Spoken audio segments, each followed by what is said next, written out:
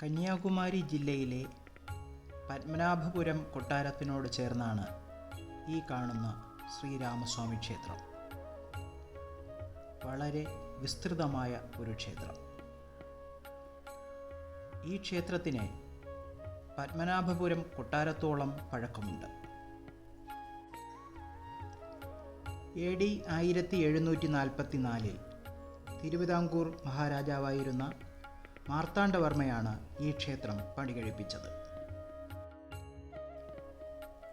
ക്ഷേത്രത്തിന് മുന്നിൽ ഇടതുവശത്തായി ചുറ്റിലും വളരെ ഭംഗിയായി കൽപ്പടവുകൾ നിർമ്മിച്ചിട്ടുള്ള ഒരു ജലാശയം കാണാം.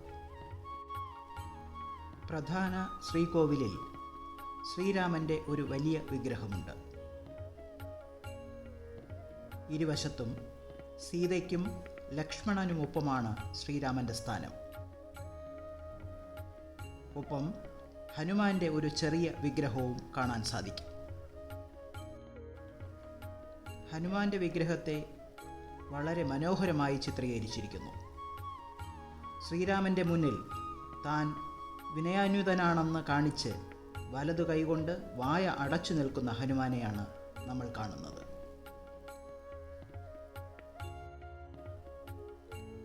ശ്രീകോവിലാണ് പ്രധാന ക്ഷേത്രം.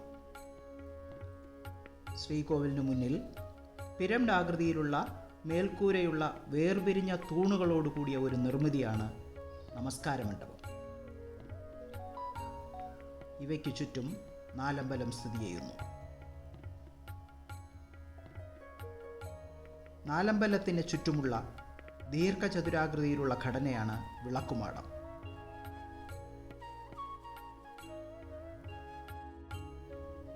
ഇതിൽ പിച്ചളയിലുള്ള നിരകളുണ്ട്.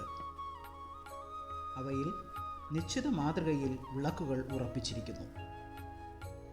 ക്ഷേത്രത്തിൻ്റെ പ്രധാന കവാടത്തിന് മുന്നിലുള്ള പ്രധാന ബലിപീഠത്തിന് മുകളിൽ ഉയർന്നിരിക്കുന്ന തൂണുകളുള്ള മണ്ഡപമാണ് ബലിക്കൽ മണ്ഡപം.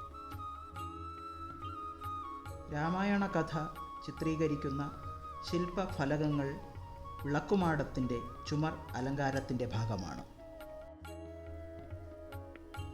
ശ്രീകോവിൽ, നമസ്കാര മണ്ഡപം, നാലമ്പലം, വിളക്കുമാടം, ബലിക്കൽ മണ്ഡപങ്ങൾ എന്നിവ കേരള ശൈലിയിൽ നിർമ്മിച്ചവയാണ്.